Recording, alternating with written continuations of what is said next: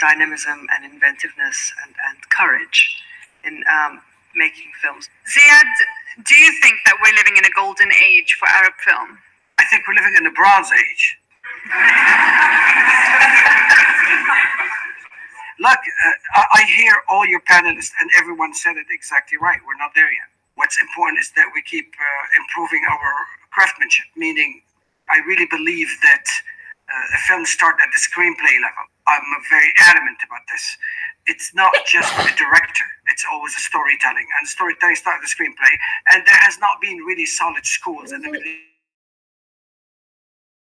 East that teach scripts. And no, potentially I think we are moving towards a golden age, but a golden age is a kind of a big trophy, if I can say. Maybe in terms of content we are moving forward, but the quantity is still very low, little compared to like Bollywood or Hollywood production. Let's say maybe we are moving toward it with the same optimistic spirit, but we're not yet there. Yeah. Our time has now come to an end here at the BBC Radio Theatre, and I'd really like to thank my guests with me here in London, Nisma Zazour, Ilian Rahib, and Maysoon Pachachi, and joining us from Paris, Ziad Douairi, and of course Haifa Al Mansour, who we've also heard from today. I'd also like to thank our brilliant audience and the BBC Arabic Festival. If you'd like to listen back to today's programme or any other episodes of the Cultural Frontline, just go online on www.bbc.co.uk/World Service and search for us. The Cultural Frontline will be back next week, and more stories of artists from across the globe changing the world and the way we see it. Goodbye.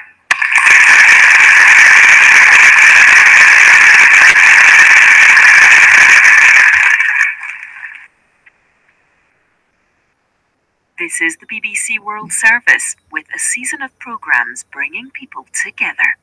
When we speak a different language, can a way to talk be found? When we talk without agreement, can we still find common ground? When the ground we walk's divided, can we build something to share? When the share of wealth's unequal, can we still find something fair? When unfairness leaves us bitter, can we find a common cause? When our cause is just and righteous, must it lead to bloody wars? When once we were at war, can we now stand side by side? And whichever side we've taken, can we still cross the divide? A season connecting people across the fractures that divide society. Crossing Divides at bbcworldservice.com/crossingdivides. I'm Gareth Mitchell with Technology this half hour here on the BBC World Service. Today, virtual reality. It might not seem for you unless you're a high-end gamer or you happen to train astronauts or troops. To be honest, I feel the same sometimes. But today, I'm putting on the goggles to become an immigration official, making snap decisions that could change someone's life. And I'm going into the depths of bereavement with the woman whose husband died in a coma. That's all on Click after the news. BBC News with Nick Kelly. After weeks of pressure over the government's treatment of immigrants from the Caribbean, Britain's Home Secretary Amber Rudd has resigned.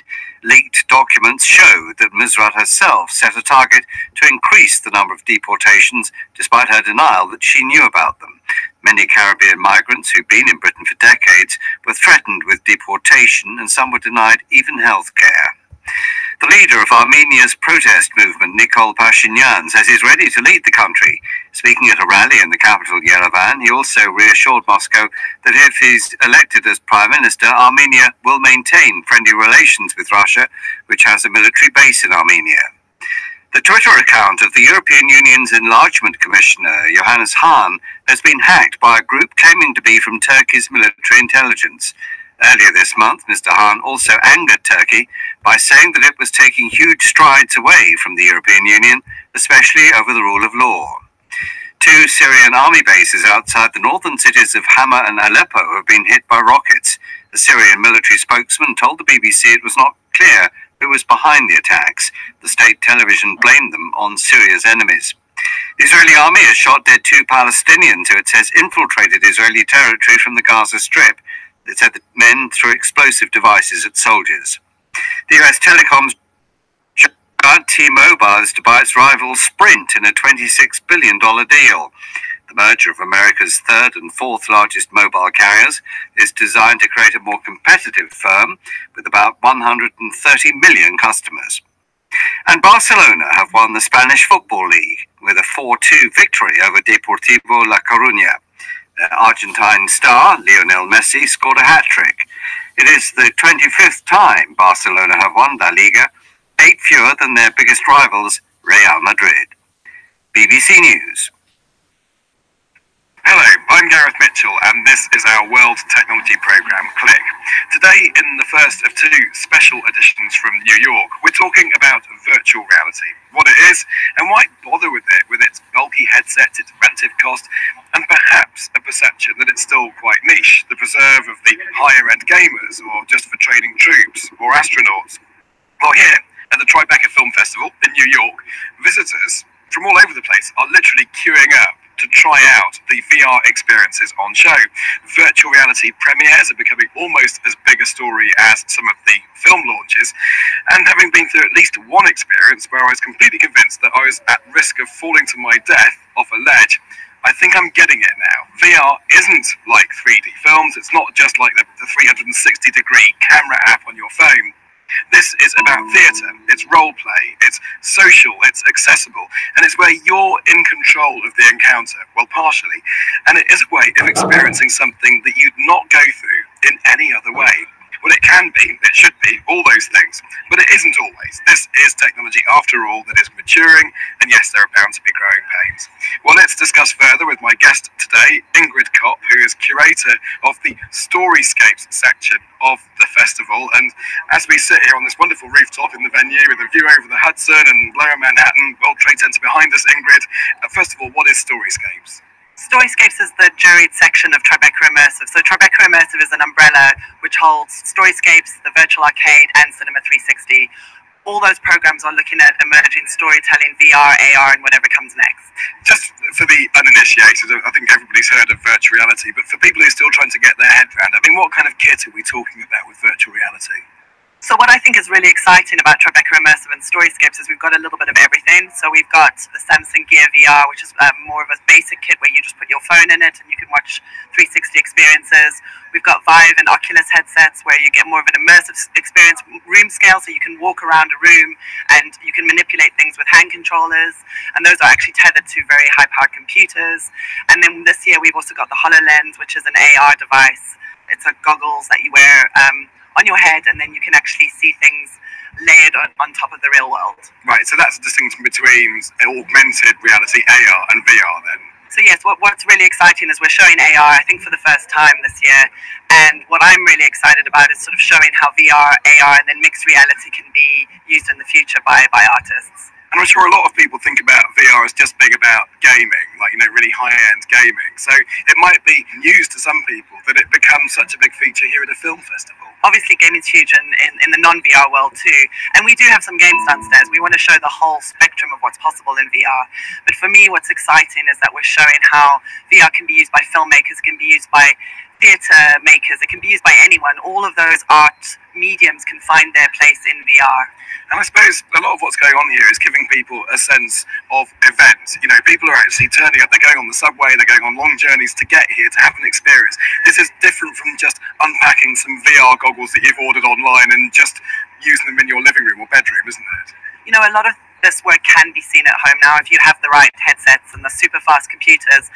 But I think what's really extraordinary about this is we're actually creating an experience, like you said, a one-off experience that feels really special. It's something that you go to, it's only up for 10 days, and then it's gone. So to me, it feels more like a sort of limited run performance. And I think that's really exciting to show that VR can be experienced in different ways, depending on where you are. And that's why you have your virtual arcade here. It's just a couple of floors down from the rooftop where we're sitting. And about 5 hours before recording this, I was coming through JFK Airport, through immigration, having one of those slightly awkward conversations about who you are and why you're entering the country. But I'm a UK passport holder, I had a journalistic visa, and I got waved through very easily. Now, for many others trying to get into the US, it's not quite as smooth, and I've certainly had a sense of that through a VR, or actually an augmented reality experience based on the HoloLens, which is a piece called Terminal 3. It comes from One Rick Studios, and the creator is Asad J. Malik. He's with me now. Tell me about Terminal 3. First of all, the whole experience stems out of what I have experienced multiple times at airports. I've actually been interrogated a lot, not only secondary screenings, which is something I just come to expect at this point, but I've also been interrogated by the FBI after I returned from a trip to Libya. And I've just gone through screenings where the interrogator has either been very strict and institutional in the type of questioning that they put forward, or incredibly personal and interested in your story. So Terminal 3 is this new genre of documentary that we're trying to pioneer at One Rick. And what happens is that the viewer is invited to become an interrogator at an airport in a secondary screening room where they're screening someone who appears to be a Muslim. Were you born in America? Yeah. Where? Lakewood. It's in this county of Los Angeles. And your family is from Palestine? My family is from Palestine, yeah. Occupied territories. This is all non-fiction content. These are subjects that we've sat down and interviewed, who've told us their real stories live without a script, that we have repurposed and present in the form of these holograms that the viewer gets to not only witness their stories, but ask questions as an interrogator that then reveal that story to them. So I was led into the space just now and made to sit down in what looked like a kind of airport-style holding area in the immigration section. The HoloLens was placed on me, a pair of headphones, and then into another kind of interrogation room.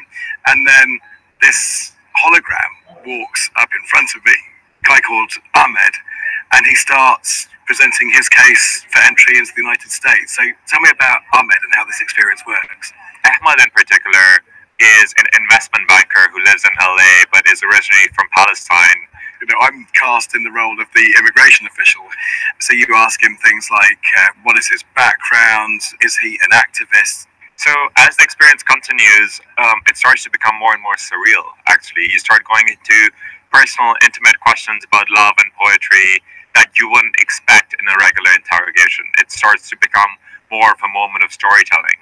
And eventually it leads you to a question which a supervisor who's disembodied, who appears in your ear, he asks you the question whether or not this person should be let into the country or not.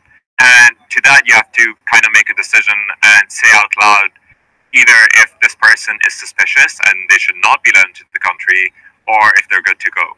Once you've made that decision, you're invited to take off the HoloLens, walk into the other room, and let them know.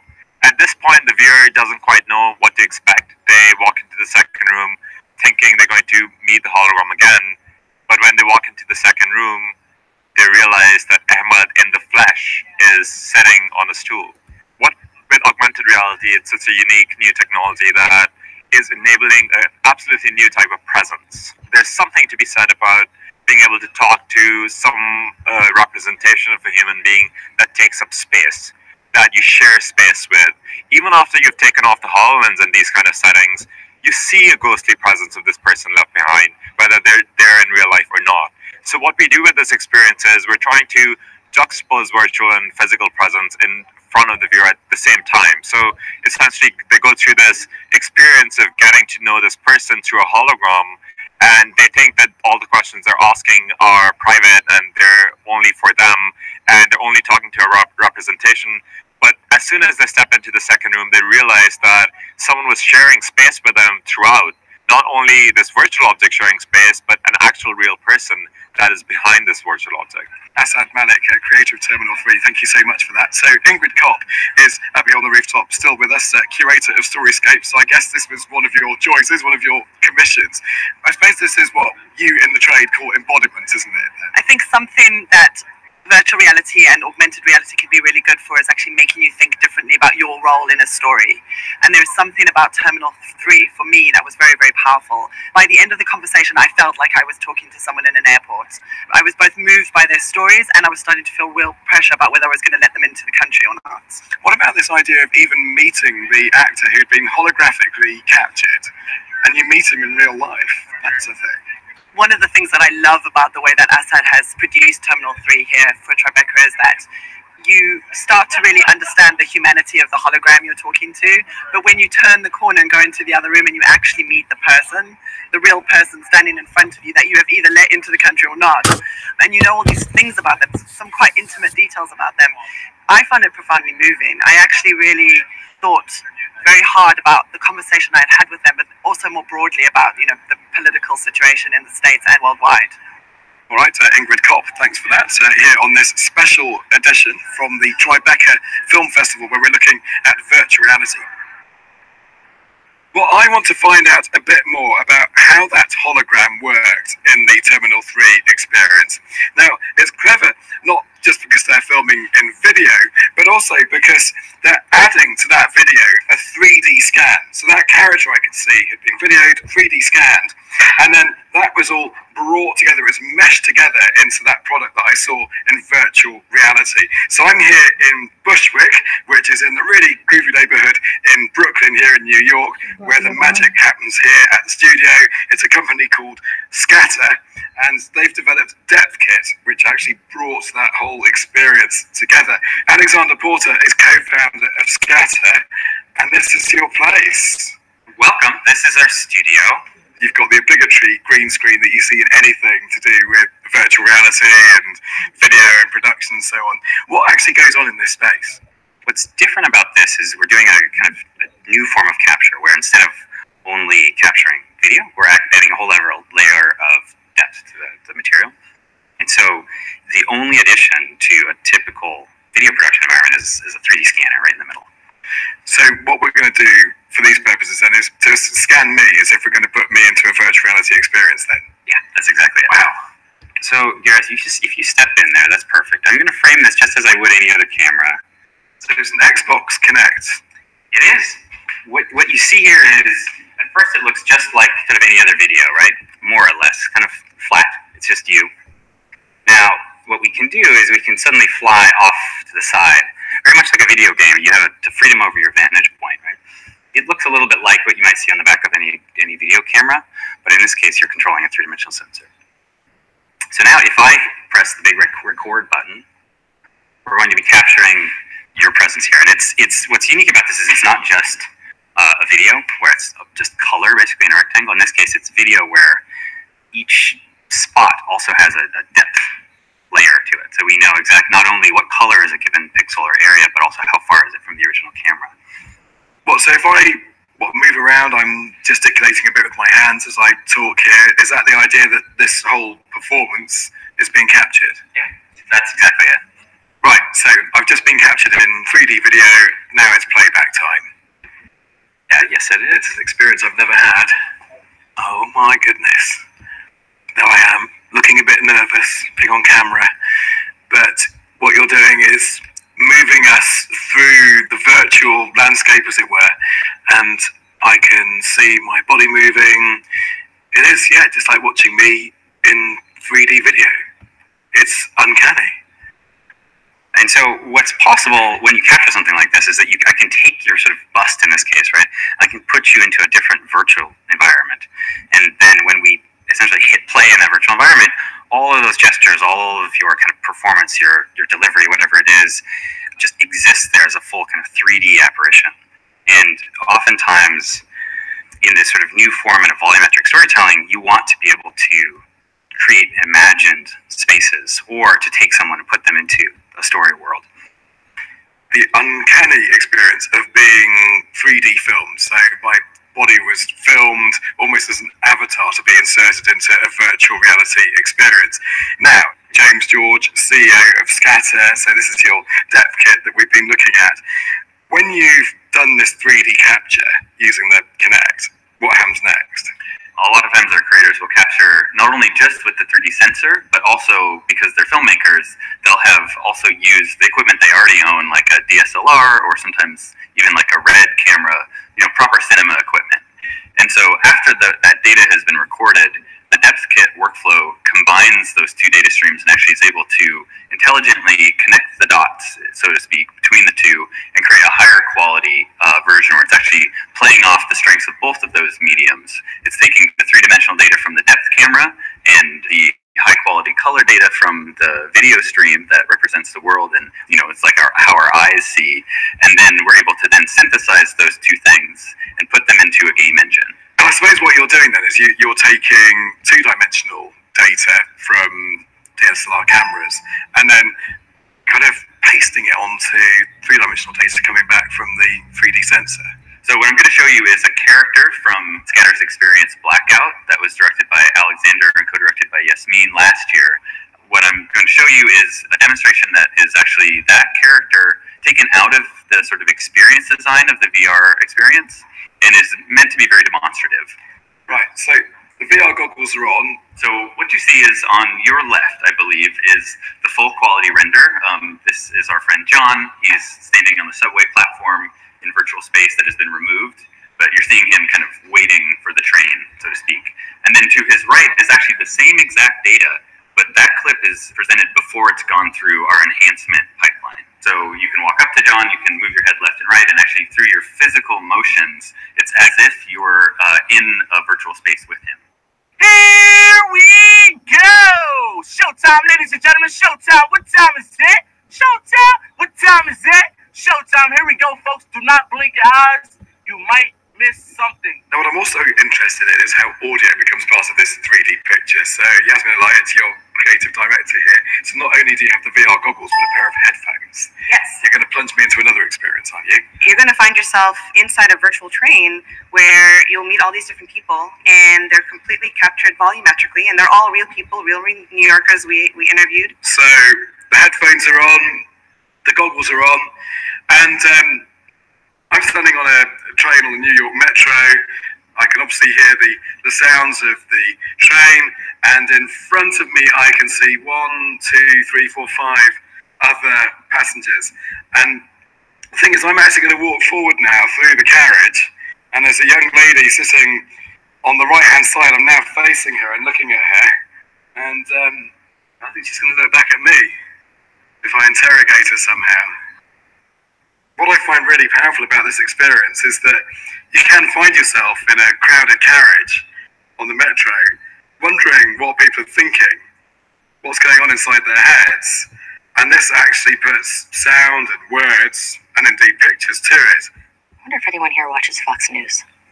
You have to watch Fox News, you can't just watch CNN, right? I mean, you gotta click back and forth. How else will you know?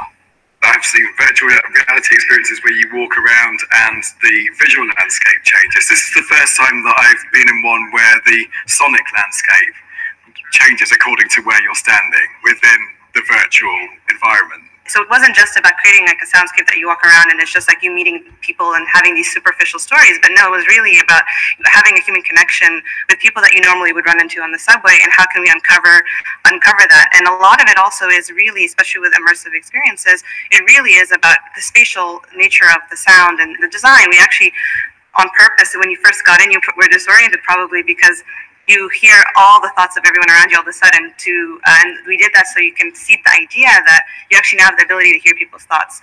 And then once the experience progressed, you were able to kind of focus your attention and finally get to know one person. And that's when we talk about this idea of intimacy. The more you spend time with them, the more you actually learn about who this person is, their struggles in life, and what they've overcome. So it's quite beautiful. You have kind of a myriad and spectrum of different experiences just from being guided through the soundscape. I don't know. I think most of these people get the news off the internet, probably Facebook, probably just read whatever they want to read. I guess that's okay, but you gotta step out of your bubble. It's like impossible to find anyone who supports Trump around here. I'm not sure how you'd step out of your bubble. But we've gotta have some Republicans, independents and Democrats that can all hang out here.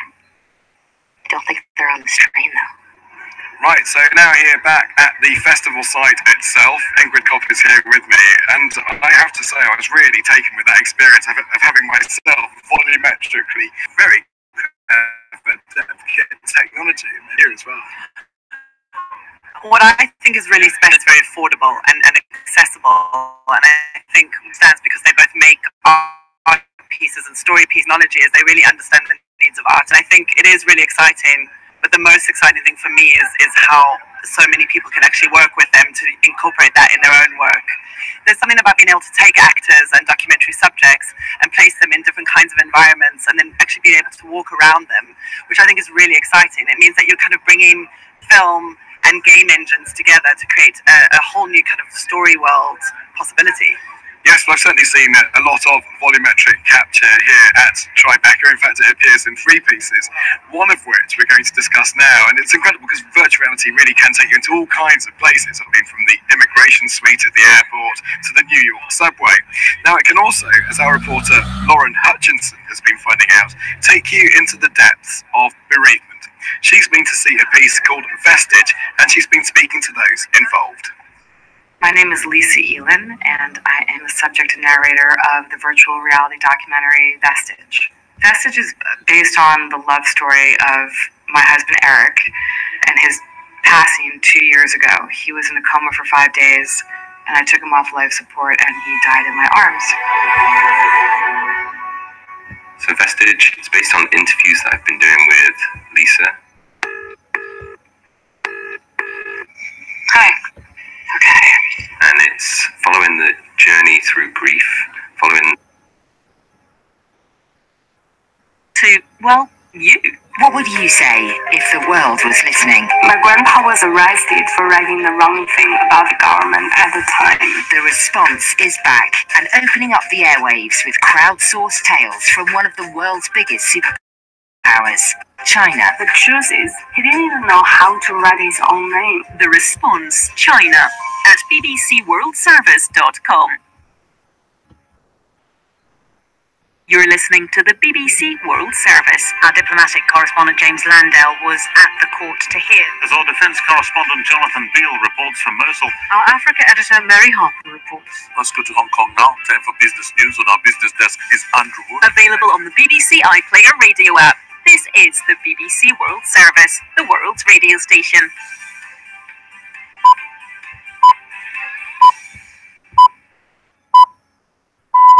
At 22 hours GMT, welcome to the newsroom from the BBC World Service. I'm Alex Ritson.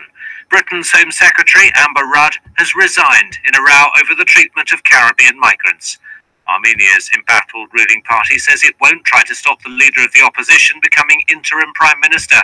Thousands of Nicaraguans take to the streets in an anti-government protest organised by the Roman Catholic Church. Iran faces a verbal onslaught from the new US Secretary of State. We remain deeply concerned about Iran's dangerous escalation of threats to Israel and the region, and we strongly support Israel's sovereign right to defend itself. And there was an idea to bring together a group of remarkable people. The comic book superheroes of the Avengers Infinity War movie have broken all box office records for an opening weekend. You're listening to the BBC World Service, live from London. This is the BBC News with Nick Kelly. The British Home Secretary Amber Rudd has resigned after weeks of pressure over the government's treatment of long-term migrants from the Caribbean. Ms. Rudd had denied knowing about targets for the number of immigrants to be deported, but leaked documents showed that she herself set a target for officials to increase deportations. Our political editor, Laura Koonsberg, assesses the implications of Ms. Rudd's resignation for the British Prime Minister. While Amber Rudd was in place at the Home Office, she was answering for the mistakes that were made over the Windrush generation and this recent confusion over immigration.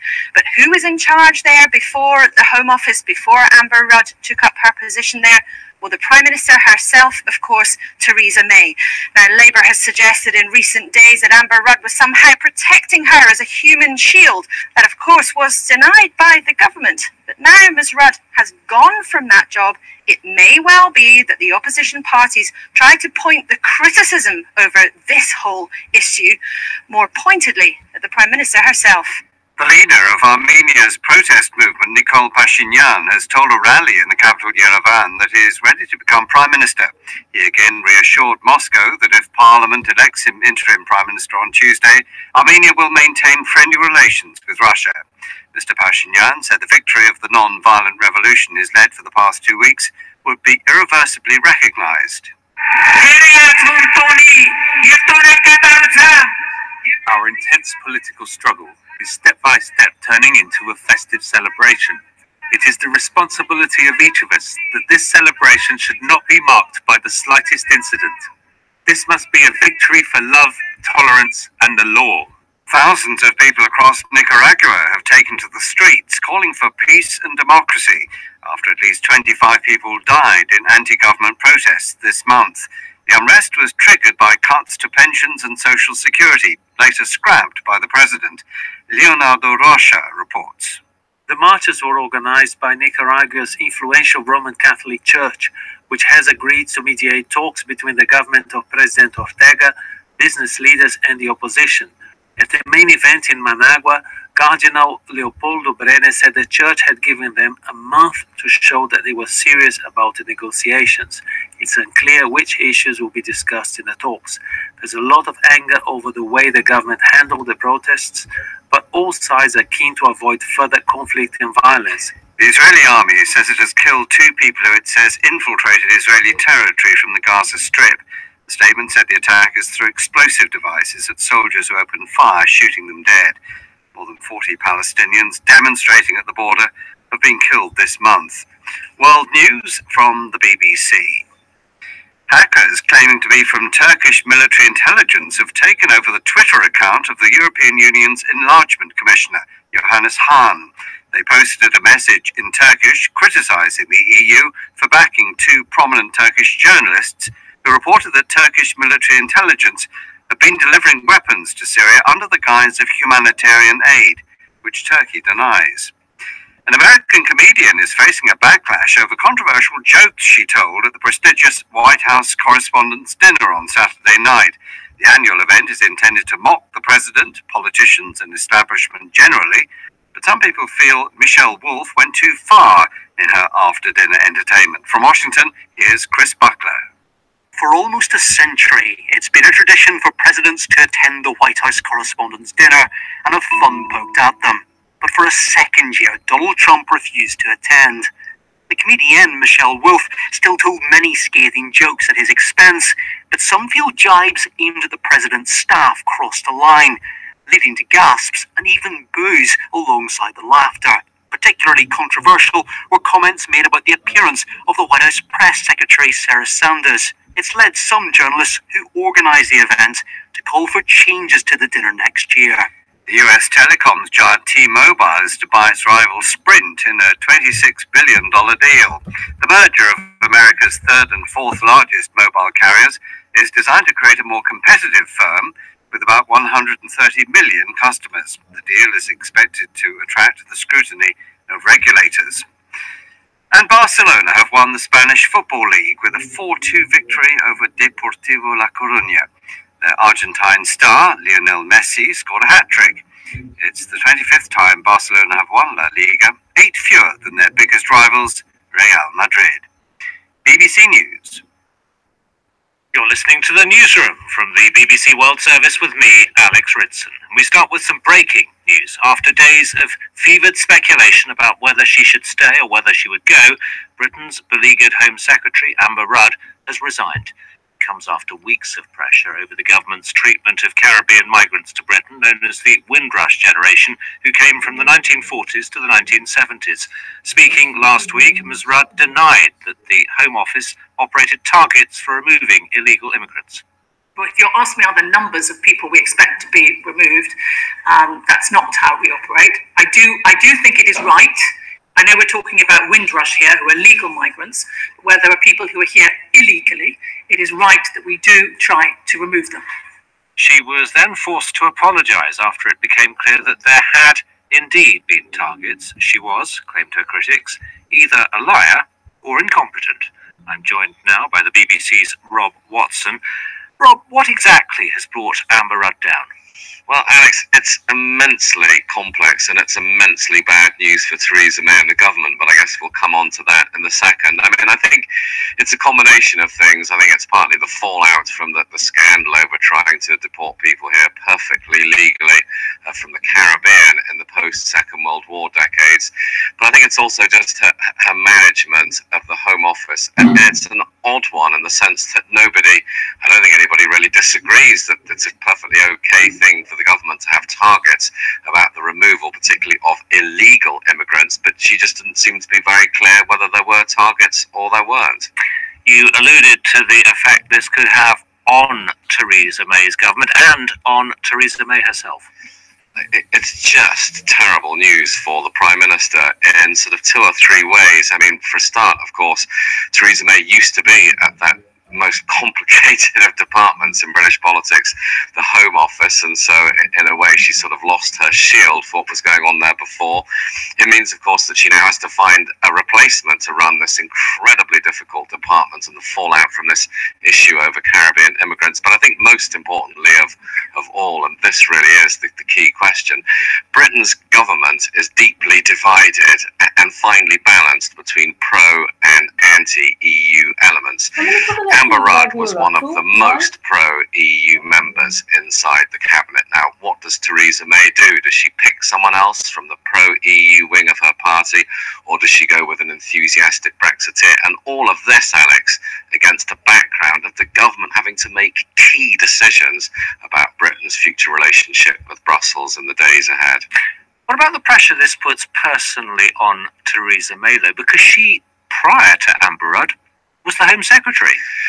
Yes, I mean, I do think that is a problem alongside the European issue, because a lot of the controversy about the handling of the people from the Caribbean was about a sort of a general tightening in attitudes towards immigration that happened, of course, under Amber Rudd's predecessor, which was, of course, the Prime Minister Theresa May. So absolutely, that you can be sure that opposition politicians will say, right, Amber Rudd has gone, let's look at who was there before. And with Brexit coming, what does this do to Britain's reputation in the world and its ability to forge a path on its own? Well, I think it's really important to set this in some kind of context. Britain's cabinet, Britain's government is not one sailing happily and unitedly in an agreed vision about what Brexit should be. It is deeply divided, with some, like Amber Rudd, very much in favour of Britain staying as close to the European Union as possible. I mean, of course, she would have preferred that Britain never left. And other elements in the cabinet who want a clean a break as possible. So, of course, Brussels will be looking on this, the world will be looking in on this and thinking, goodness, where on earth does the British government go next? Rob, thank you. The BBC's Rob Watson.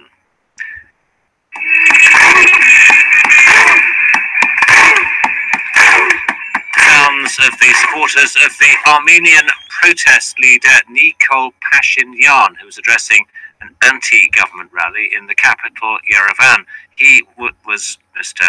Pashinyan proclaimed, ready to become Prime Minister. The country's ruling party has said it will not stop Mr. Pashinyan from becoming interim Prime Minister if all opposition factions in Parliament support his candidacy. It follows the resignation on Monday of the former President, Serge Sarkisyan. I got more from our correspondent in Yerevan, Rehan Dimitri. I was at this rally and watched Nikol Pashinyan delivering once again another kind of very passionate speech to his supporters. Thousands of people were there. Before his speech, there were local celebrities. Everyone feels so happy. They were talking about how the energy in the country has changed in the past days because of all the changes that were happening. What Pashinyan said was, first of all, he once again made publicly these reassurances towards Russia, and he's been doing that pretty much at every rally, saying that if he becomes the leader, nothing will change in terms of Armenia's relations with Russia. He also spoke about, he refers to himself as people's candidate, and he said that now, after 2 weeks of kind of marching across the country, he now has to put his trademark backpack back somewhere and go back to an office because he's an opposition MP. That's what he's planning to do on Monday. He wants to go back to Parliament. He needs to speak to different political factions and ensure that they will back him as the people's candidate so that he can become interim Prime Minister. Why is this relationship with Russia so important? Because Armenia hosts a military base here, but it's mainly because Armenia is kind of technically at war with its neighbor Azerbaijan over a territorial dispute over Nagorno-Karabakh. And without Russia's support, basically the threat from Azerbaijan is omnipresent here in Armenia. How has Nikol Pashinyan's support grown so quickly? I don't know, it's a question that probably if they succeed and he gets elected as interim prime minister, scholars will be studying it. But we're now looking at some pictures, 2 weeks back when he started at the beginning of April, he started his march in Armenia's second largest city of Gyumri. He had maybe like 30 people following him. And by the time he reached the capital, Yerevan, on the 13th of April, thousands of people joined him. I think it's because people saw for the first time he emerged as some kind of peaceful Gandhi character in Armenia, very likable, very charismatic, being able to speak, address people, and people really see him as one of them, and that perhaps partly explains his success. Our correspondent in Yerevan, Rehan Dmitry. Wearing the yellow and white colours of the Roman Catholic Church, thousands of demonstrators are on the streets of Nicaragua demanding democracy and peace. I'm joined in the studio by our America's editor, Leonardo Rocha. Leonardo, why is the church getting involved in politics? Well, the church is very powerful and very well respected in Nicaragua. They played a key role in the end of the Civil War. It was both sides, President Daniel Ortega, Rivals, Real Madrid. BBC News. You're listening to the newsroom from the BBC World Service with me, Alex Ridson. We start with some breaking news. After days of fevered speculation about whether she should stay or whether she would go, Britain's beleaguered Home Secretary Amber Rudd has resigned. It comes after weeks of pressure over the government's treatment of Caribbean migrants. You're listening to the newsroom from the BBC World Service with me, Alex Ridson. We start with some breaking news. After days of fevered speculation about whether she should stay or whether she would go, Britain's beleaguered Home Secretary Amber Rudd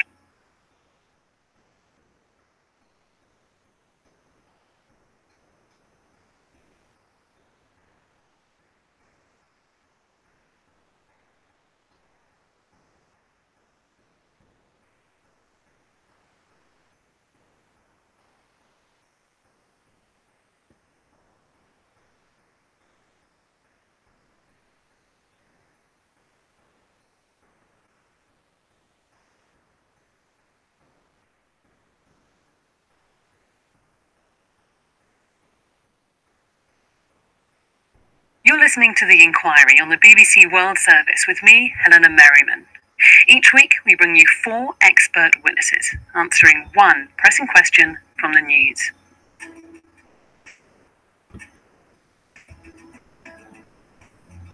One morning in May, Tonda went into labour. She just got married. She was living in Milwaukee in the US, and she was excited at the thought of bringing a child into the world. She went to hospital, but soon realized something was wrong. Her baby was distressed, and then she started to go downhill too. They struggled on, and at 2:15 in the afternoon, her baby was born. It was a boy. But by then, she was in a bad way. I thought I was losing my life, she told me. The next morning, she improved, but her son didn't. At 7:15, he died. She'd only got to hold him for a few minutes. That moment changed me forever, she says. She didn't know it then, but her son had just become part of a devastating statistic. Twice the number of black babies die in the US in their first year of life than white babies. Thank you, Mr. Speaker. I rise today to call attention to a serious health crisis in America. A few weeks ago, Congressman Hank Johnson made a speech in the US Congress, drawing attention to the appalling odds facing not only black babies, but their mothers too. In fact, the United States is the only industrialized nation where the number of pregnancy-related deaths is on the rise. This is particularly true for black women who are nearly 4 times more likely to die from pregnancy complications than white women. A Additionally, black infants are now more than twice as likely to die as white infants, a disparity which is larger now than it was in 1850. The numbers are staggering. For decades, academics and researchers have been carrying out surveys, interviews, and trawling through health data to find out why there's such a... You're listening to The Inquiry on the BBC World Service with me, Helena Merriman. Each week, we bring you 4 expert witnesses. You're listening to The Inquiry on the BBC World Service with me, Helena Merriman. Each week, we bring you 4 expert witnesses, answering one pressing question from the news.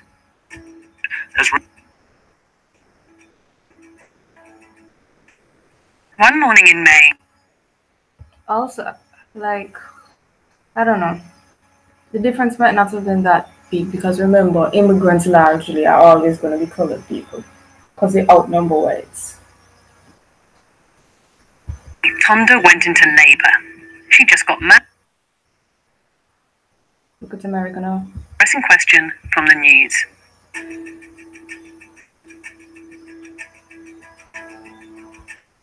I hope this is catching you too so it doesn't sound like I'm talking to myself. One morning in May, Tonda went into labor. She just got married. She was living in Milwaukee in the US, and she was excited at the thought of bringing a child into the world. She went to hospital, but soon realized something was wrong.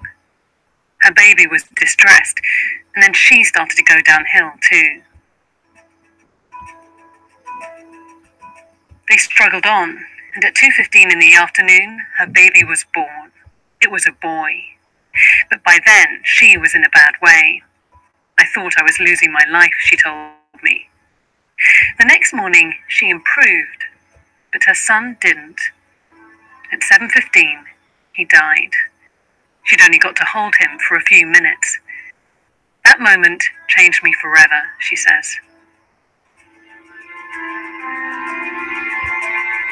She didn't know it then, but her son had just become part of a devastating statistic. Twice the number of black babies die in the US in their first year of life than white babies. Thank you, Mr. Speaker. I rise today to call attention to a serious health crisis in America. A few weeks ago, Congressman Hank Johnson made a speech in the US Congress, drawing attention to the appalling odds facing not only black babies, but their mothers too. In fact, the United States is the only industrialized nation where the number of pregnancy-related deaths is on the rise. This is particularly true for black women who are nearly 4 times more likely to die from pregnancy complications than white women. Additionally, black infants are now more than twice as likely to die as white infants, a disparity which is larger now than it was in 18... You want a piece of... It's not that, it's just I have to replay it every time because, like, you know, comments make stop recording. Got married. She was living in Milwaukee in the US, and she was excited at the thought of bringing a child into the world. She went to hospital, but soon realized something was wrong. Her baby was distressed, and then she started to go downhill too. They struggled on, and at 2:15 in the afternoon, her baby was born. It was a boy. But by then, she was in a bad way. I thought I was losing my life, she told me. The next morning, she improved, but her son didn't. At 7:15, he died. She'd only got to hold him for a few minutes. That moment changed me forever, she says. She didn't know it then, but her son had just become part of a devastating statistic. Twice the number of black babies die in the US in their first year of life than white babies. Thank you, Mr. Speaker. I rise today to call attention to a serious health crisis in America. A few weeks ago, Congressman Hank Johnson made a speech in the US Congress, drawing attention to the appalling odds facing not only black babies, but their mothers too. In fact, the United States is the only industrialized nation where the number of pregnancy-related deaths is on the rise. This is particularly true for black women who are nearly 4 times more likely to die from pregnancy complications than white women. Additionally, black infants are now more than twice as likely to die as white infants, a disparity which is larger now than it was in 1850. The numbers are staggering. For decades, academics and researchers have been carrying out surveys, interviews, and trawling through health data to find out why there's such a big disparity. And in this week's inquiry, we'll be speaking to 4 of them who think they may now have an answer. We're asking, what's killing so many black American babies?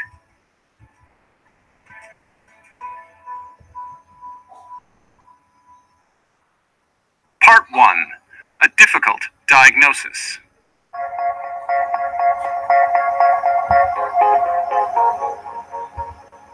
The beautiful thing about obstetrics and gynecology is that you have the ability to take care of women throughout their lives. Our first expert witness, Dr. Sunithia Williams. She went to medical school in St. Louis, Missouri in the South, and there she noticed something disturbing. A lot of black babies under the hospital's care weren't making it to their first birthday. I can remember one woman in particular who came in initially just complaining of abdominal pain, and we were trying to figure out what exactly was going on for her. And so in her case, that baby unfortunately did pass away. What's it like going through that with a woman? You know, it's really difficult. Even though we are physicians, we are still human, and so we are affected when women lose children. But we want to be able to be strong for the women and support them through it. So what's killing these black babies when they die so young? Well, the medical answer is fairly simple. Black women have a higher rate of early delivery and often have a higher rate of very low birth weight babies that need to be admitted to the neonatal intensive care unit. And so that definitely contributes to the difference in rates. And why does it matter if a baby's born small or born early? What effect does it have on that child? So it really is about the development of the baby. Particularly the lungs are what we worry the most about, but there can also be complications with the intestines and the ability to absorb nutrients and foods because the blood vessels are more sensitive. You can have bleeding in the brain that can cause complications for very small babies. So all of those things contribute to the differences in infant mortality. The question is, why are so many black women giving birth to such small babies? Back in the 80s, the assumption was that black mothers must be doing something wrong. There was a lot of discussion about the individual. So thinking about personal choices, thinking about health choices, decisions made in the pregnancy. Researchers focused on the diet of black mothers, their weight, whether they smoked or not, or whether they were taking their vitamins. Change all that, the thinking went, and you solved the problem. They increased access to prenatal care that women had, tried to help with some of the social problems that women were having. So in terms of like food vouchers, housing vouchers, those sorts of things. And the result? Black babies were still dying.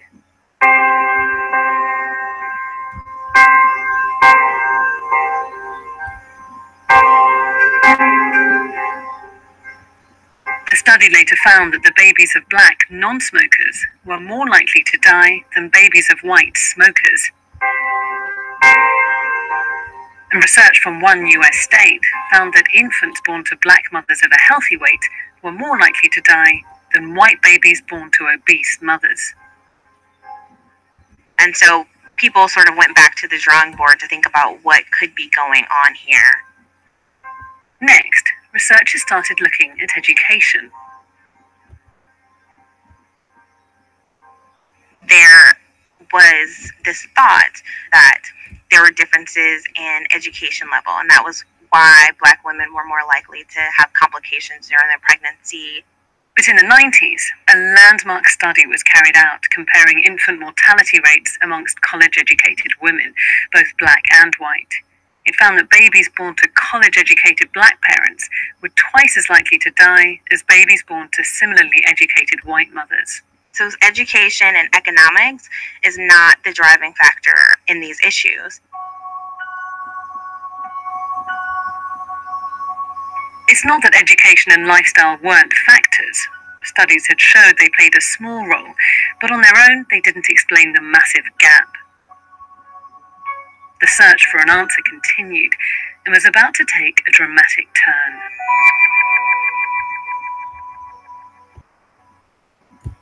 Part 2. In the genes?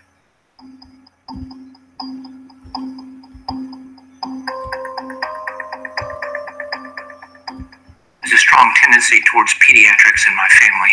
My father, older brother, and wife are all pediatricians, but I have really enjoyed that kind of work. I like the intensive environment and the very sick babies who get better. That's Richard David, a newborn intensive care doctor.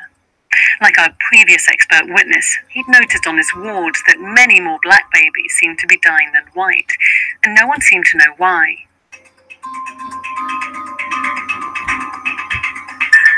By the mid-90s, with poverty, education and lifestyle discounted, researchers started investigating a new theory. There might be some inborn genetic difference between blacks and whites that would predispose them to bad outcomes. Did black women have something in their genes that was affecting their babies? There was only one way to find out.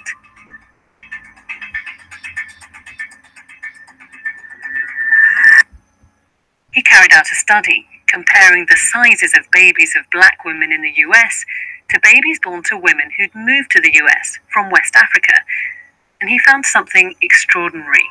The women who had just come from Africa performed much better in terms of infant birth weight than did African Americans. Babies born to immigrants from West Africa were a similar size to white babies. They weighed far more than their black American-born counterparts. So here were two groups of black women making very different sized babies. And what did that tell you? Well, it told us that this theory that there was a genetic explanation for birth weight differences, that theory could not possibly be true. Do you think there was a possible additional factor that the people born in Africa who come to the US are often the fittest and healthiest, so the sample was perhaps skewed towards healthier women? Oh, absolutely. It's not easy to immigrate to the United States from Africa. However, when we controlled for this in a number of different ways, in terms of educational attainment, etc., the results were not diminished. Then a few years later, he made another important discovery.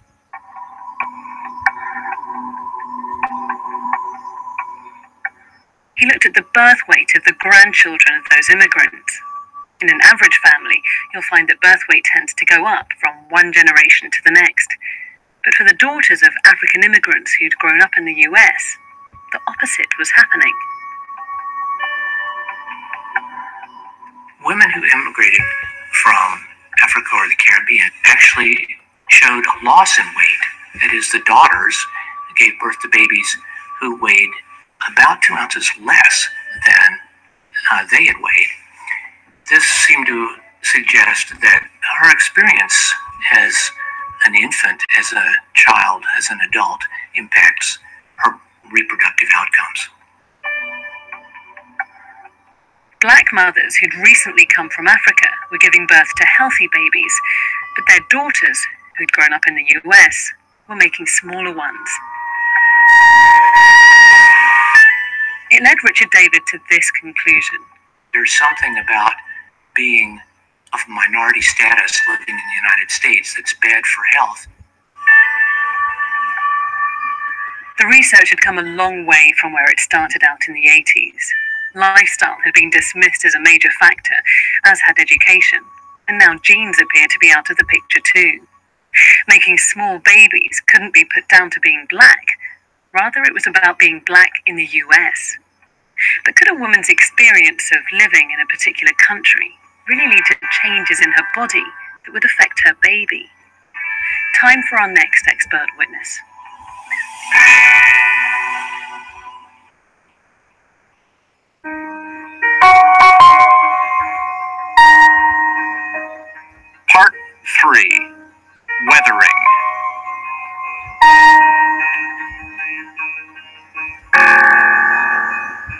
worked in a school for teen mothers, and it was at a local clinic in New Jersey, which was a working class community, mostly people of color. That's Arlene Geronimus, professor of health behavior at the University of Michigan. When she was starting her career in public health, she spent a long time at a clinic with young mothers. So I was about the same age, obviously, since I was in college. I think that gave me a sort of advantage in really getting to know the teen moms there. Like our other two expert witnesses, she could see that something was going on, that more black babies were dying than white babies, and she wanted to know why. She started trawling through information gathered from mobile health clinics all over the US, comparing data from black and white women. She was particularly interested in what's called the allostatic load, the measure of wear and tear across your different body systems. We found that black and white women had similar rates of high allostatic load through their teens, and then they started to diverge, and by the 30s and 40s they were hugely bigger in black women than white women. Black women had higher blood pressure too. And finally, she looked at the DNA protein structures you find at the ends of chromosomes. They're called the telomeres, and it's thought that by measuring the length of these, you can tell how much a person's body has aged, not in years, but through the daily stresses of life. And here, she found something extraordinary. Black women on average were about 7.5 years biologically older than white. What's then the picture that you were building up of these black women from all that information? I was picking up a picture of women who have already been exposed since childhood to a range of assaults on their health that were wearing down their bodies. Arlene Geronimus came up with a new term to describe this phenomenon, the way your body gets worn down through years of stress. She called it weathering.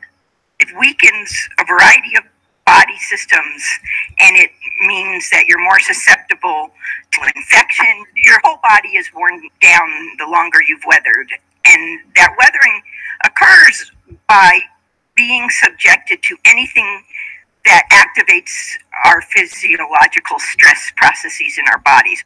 And it seems that this long-term stress, this weathering, disproportionately affects black women. Their bodies stop working the way they should, and that's before you add the stress of being pregnant. Pregnancy itself is a major stressor on a woman's body. So if your body's already worn down and you superimpose that stressor, that's problematic. What our bodies automatically do is stop putting energy into any part of our body that isn't required to survive. So your body will protect the mother, not the baby. Right. It will not care about protecting your baby at that moment. Her conclusion then about why so many black babies are dying? It's not a genetic predisposition. It's not because you're black. It's because in our country, blacks are disproportionately in situations where they're subjected to chronic and multiple stressors for prolonged periods. I don't want to say it's not about poverty, but it's not only about poverty. It's about how in our kind of race-conscious society, there are just endless ways you segregate it, even that sometimes the striving itself to overcome barriers to get a college education or to have a professional job. Those stressors can impact you physiologically if you're of a stigmatized race. You know, if you're, say, first generation in college or the first black person who lives in a white middle-class neighborhood, there's a lot you have to cope with that your, white counterpart probably doesn't. And we can activate these kinds of stress reactions in our bodies just by thinking.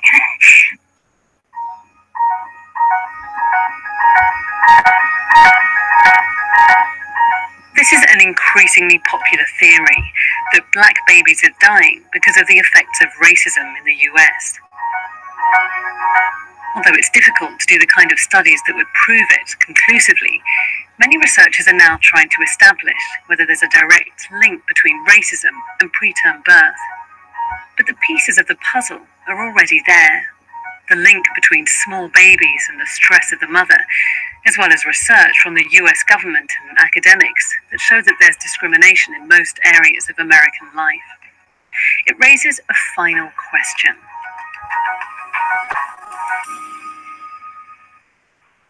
Is this research getting through to those on the front line of the American healthcare system? Part 4. Bias on the wards.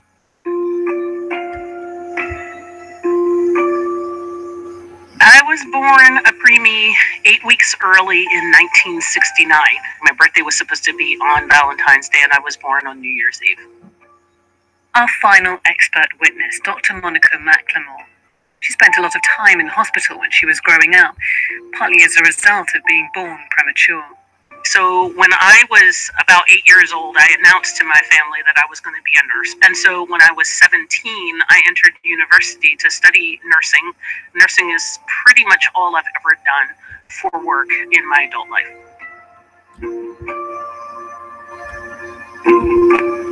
She's also now an assistant professor of nursing at the University of California, where she's carried out focus groups, interviewing over 50 Black mothers on their experiences of healthcare.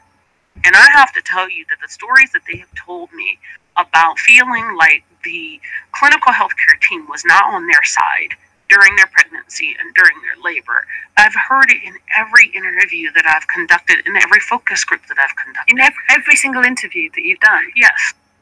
And these are the kinds of things they tell her. You hear conversations about how they assume that their immigration status is somehow questioning whether or not they will be a good parent. We've had half the women in our interviews tell us they were concerned about people who had threatened to call Child Protective Services on them because they felt that their parenting skills were not what they should be and there was potential harm for their children.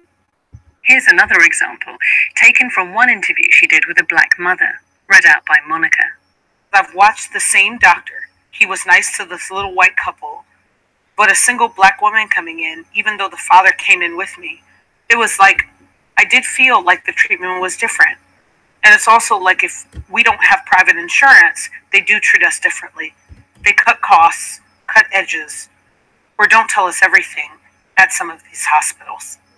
A groundbreaking report commissioned by the US Congress found that Black people were less likely to be given the appropriate treatment for a variety of conditions. Dr. McLemore's seen this kind of treatment firsthand as the only Black nurse on her ward at a hospital in San Francisco. I have had to go in behind other healthcare providers to really explain to Black patients the full gamut of their options as opposed to what's just been presented to them because of the inherent assumption that they won't be able to understand all of their choices. And has any of the research made its way into healthcare services? Is there a recognition that one of the reasons that Black women could be delivering early is because of chronic stress, and therefore that health professionals need to do whatever they can to help women at this very vulnerable time of their lives? It is slowly trickling through the health services literature.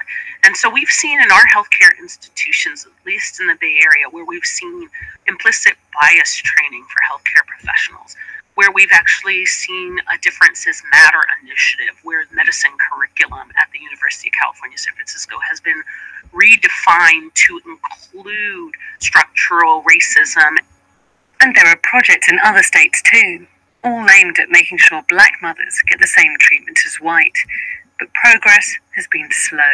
And so, you layer all those different factors onto daily assaults of feeling unworthy, that you are not smart enough, so that chronic stress, when met with someone who is straight up using slurs and other type of derogatory language, welfare queens, ghetto moms, all of those types of language, it builds up a chronic stress, and you're constantly walking around in fight or flight.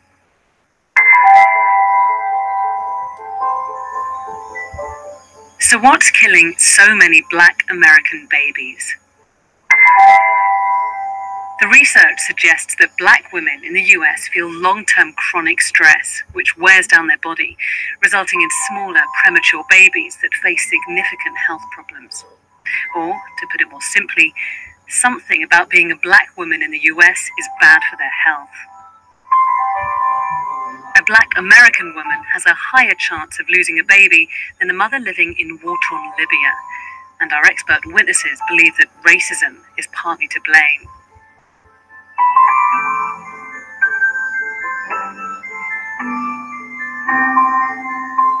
But there's one final thing to tell you, and it's about Tonda, the woman you heard about at the start of this program, whose baby died after he was born. She wanted to share her story with you so you'd understand what's happening. She's now a campaigner in Milwaukee, raising awareness of the problem and helping mothers. As I was talking to her on the phone, I could hear a noise in the background. "Oh, that's my baby," she told me. "He's just turned 1. "What's his name?" I asked. "Jelani," she said. "His name means strong and mighty." This inquiry was presented by me, Helena Merriman, and produced by Josephine Casserly and Darren Graham. And if you want to listen to more episodes, do download our podcast. There are hundreds of other editions there. Search for BBC The Inquiry.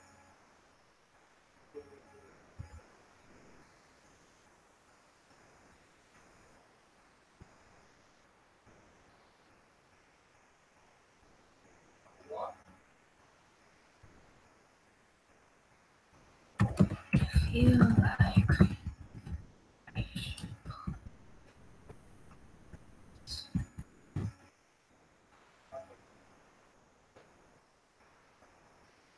what title?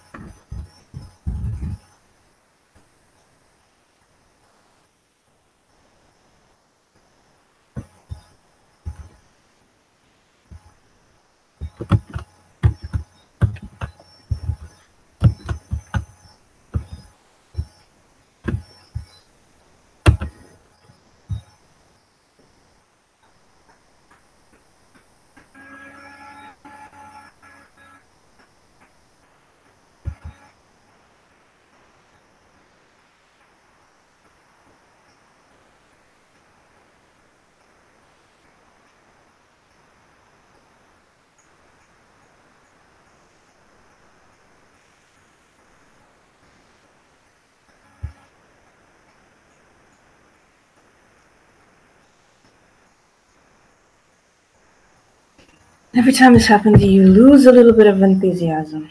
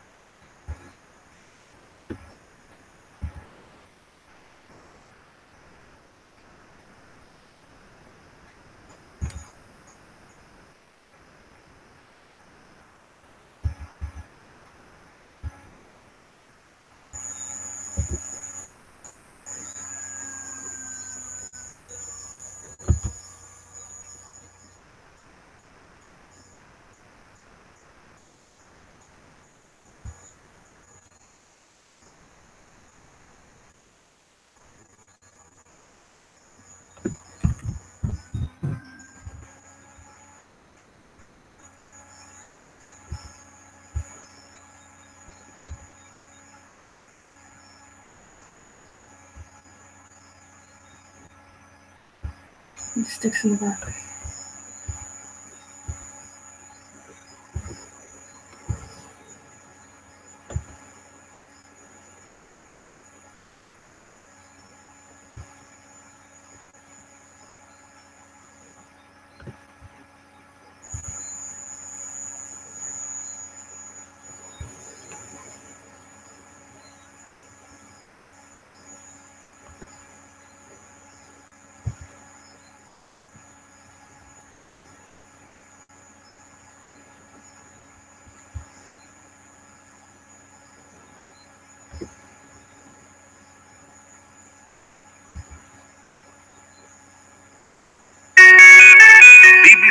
BBC. Hello and welcome to Witness here on the BBC World Service with me, Louise Hidalgo. In April 1973, one of the greatest, some say the greatest artist of the 20th century, Pablo Picasso, died. I've been talking to someone who knew him, Anthony Penrose, whose parents were Picasso's friends, the American photographer Lee Miller and the British artist Roland Penrose, who was Picasso's biographer. My very first memory of Picasso is when I was just over 3 years old and he came to our home at Farley Farmhouse in Sussex, and he smelled of Gaulois cigarettes and rather a tangy soap or a cologne, and that he was really good on hugs because of that wonderful Mediterranean warmth of his, and he was just fun to be with. That was in 1950. More visits would follow, by Picasso to the Penrose family farm and by Tony and his parents to the south of France.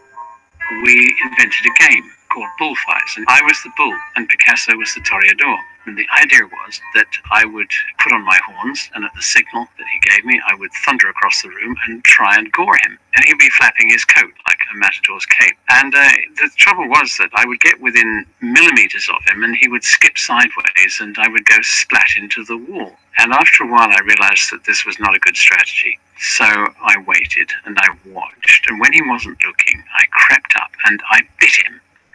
And he turned right around and he bit me straight back. And my mum recorded that she heard Picasso say, "Tiens, that's the first Englishman I've ever bitten." Anyway, it worked. I never bit another artist ever. Tony Penrose's mother, Lee Miller, first met Picasso, Tony thinks, in the early 1930s. She'd been a model in New York, but decided instead to become a photographer, persuading the great surrealist artist and photographer Man Ray to take her on as his pupil in Paris. They later became lovers, and it was there, in the heady intellectual melting pot of pre-war Paris, that Lee Miller also met the most famous artist of his time. She and Picasso became friends, didn't they? Yes. And were they also lovers? Do you think Picasso was known for his charm and his love of beautiful women, and your mother was 20 years his junior and very beautiful? Yes, it's entirely probable that my mum did have an affair with him. We've got no proof of that, of course, except that he painted her so lovingly 6 times. She photographed him 1,000 times or more than. And in those works from both sides, there is a sense of intimacy and a sense of understanding of the other person that I think probably stems from the fact I'm fairly certain that they were lovers. Your father got to know Picasso separately, didn't he? And there's this wonderful photograph that your mother took in 1937 in the south of France. She and your father had just met, and they're all picnicking together. There's the surrealist poet Paul Eluard and his wife Man Ray and his new lover, and all the women are topless. Yes. And it looks so glorious, and it's free, and everybody's happy, and that is entirely, I think, the characterization of that relationship. It was certainly a place where they all shared each other, and there was no problem with it. It was just a way of them expressing their mutual love and friendship for each other. Also met the most famous artist of his time. She and Picasso became friends, didn't they? Yes. And were they also lovers? Do you think Picasso was known for his charm and his love of beautiful women, and your mother was 20 years his junior and very beautiful? Yes, it's entirely probable that my mum did have an affair with him. We've got no proof of that, of course, except that he painted her so lovingly 6 times. She photographed him 1,000 times or more than. And in those works from both sides, there is a sense of intimacy and a sense of understanding of the other person that I think probably stems from the fact I'm fairly certain that they were lovers. Your father got to know Picasso separately, didn't he? And there's this wonderful photograph that your mother took in 1937 in the south of France. She and your father had just met, and they're all picnicking together. There's the surrealist poet Paul Eluard and his wife Man Ray and his new lover, and all the women are topless. Yes, and it looks so glorious, and it's free, and everybody's happy, and that is entirely, I think, the characterization of that relationship. It was certainly a place where they all shared each other, and there was no problem with it. It was just a way of them expressing their mutual love and friendship for each other. 2 years after that picture was taken, Europe was at war.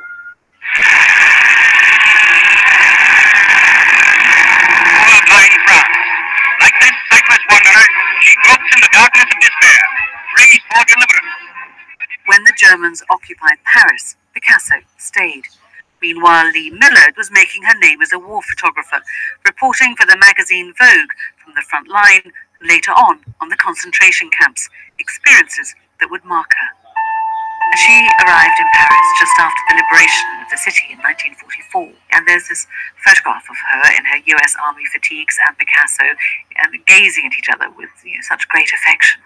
I don't know exactly when she did arrive, but she went almost immediately to Picasso's studio in Rue des Grands Augustins, and he nearly fell over backwards when he opened the door and saw her standing there, because she was the last person he expected to see, and he finally put her down long enough to say, "It's incredible. The first Allied soldier is a woman, and she is you." You know, for Picasso, the most wonderfully surreal moment. And of course, he was a surrealist painter. He was his work and retrospective of Picasso in London in 1960, which really cemented his reputation in the UK. Yes, because for my dad, for Roland Penrose, Picasso was some kind of god, and everything in a way was subordinated to my father's devotion to disseminating Picasso's work and creating exhibitions and books and so on. And it was something that kept my dad going back, because he was so fascinated by the endless invention and the endless wonderful creations and all of the things that he found in the work. And it was fortunate that my mum loved them both as much as she did, because I think she could have been very put out and jealous. The three of them would go to the south of France to see Picasso: Lee, Roland, and Tony, who was around the same age as Claude, Picasso's son. For me, as a child, I got the best out of Picasso. In fact, it used to be said that to see the best of him, you had to be an animal or a child. He was very encouraging, and I think he understood us very well, because he never tried to change us. You know, bad behavior would not be tolerated, but he was wonderfully free with us, and we were allowed to go around in his studio and play with things and touch things that were considered to be probably museum-worthy works of art now. And you made a monster once, didn't you, out of bits of wood on the beach? Tell me about that. He asked me what it was, and I showed him, and he was really very excited about it, so much so that I quite spontaneously gave it to him. And he put it among his own collection of artworks, of which the house was packed full. And for me, that was just such a wonderful gesture, and he was so modest and encouraging of others. But it wasn't always so easy to be an adult around him, was it, as your father, Roland Penrose, found out? Well, you're absolutely right. Roland had a rival at the court of Picasso called Douglas Cooper, and Cooper could never forgive my father for being the one that was chosen to do the 1960 retrospective exhibition. And Picasso quite liked playing one off against the other, and he would always make Roland wait, sometimes even for days. Roland would go to the south of France and ring, and the housekeeper would say, "Monsieur Picasso is not here today." And Roland would know that was a blatant lie, so he'd phone again later in the day. And then suddenly Picasso would come on the line himself and say, "Oh yes, come over immediately." I'm not saying it's malicious, but it was certainly mischievous, an inherent part of Picasso's nature. But it was different for your mother, wasn't it? It was very different, because Lee wouldn't take any rubbish from him. And they were both great practical jokers. Let me just stop going over. Ugh. And so Lee showed up with some of those plastic ice cubes with flies and bus tickets and hairpins and stuff, but it was made of plastic, and so they put some in Picasso's drink, and he thought this was absolutely wonderful, and he said to my dad, "Next time Lee comes, I will give her ice cubes with flies in them, but they will be real." Anthony says those visits were important for his mother, who struggled after the war. She had witnessed combat, she had witnessed all kinds of dreadful atrocities, and she had the most terrible battle with post-traumatic stress disorder. And for many years she was an alcoholic, and she was depressive, and I think it was a wonderful distraction for her that she could still re-enter that fantastic, full of art and gaiety that she'd had before the war. You knew how hard his death was going to be for your parents, but they didn't go to his funeral. No. It was this immensely complicated and very fraught situation with children by other marriages, and I think that they felt it was going to be painful for them and unsatisfactory for everyone else. Lee Miller died 4 years later in 1977, Roland Penrose in 1984. Their son, Anthony Penrose, is a writer and photographer and oversees his mother's archive. He was talking to me, Louisa Dalgo, for Witness.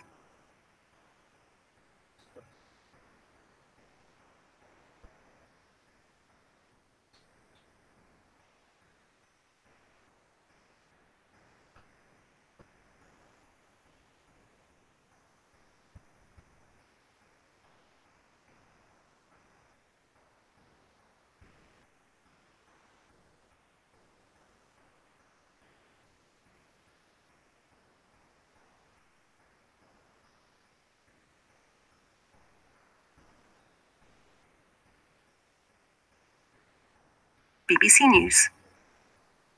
Hello, welcome Welcome to Science in Action, the BBC's look at the world of research and how it might affect us all. I'm Jack Stewart, and today our science team takes you around the world, from Ulaanbaatar to Dakar, from Cannes to Atlanta. That last city is where our reporter went to a robotics lab, but ended up playing with snakes. We think that this long, slender, and actually very slick, in terms of the scales are very low friction, is an adaptation to their desert habitat. Yeah, it's very smooth. Yeah, so these snakes can not only... He's not going to bite me or anything, is he? I'm just reaching in there with my finger. And via Baikonur, we'll go off-world. A new mission to Mars is due to blast off in a few days, looking for signs of life. Where does the methane seen by the Curiosity rover come from? Is it biological or geological? The reason why it's interesting is because on Earth, most of the methane comes from bacteria. So this is a very exciting or tantalizing possibility. First, though, a discovery that's being hailed as a breakthrough and which could allow efficient recycling of plastics, particularly a type called PET, which is made from oil.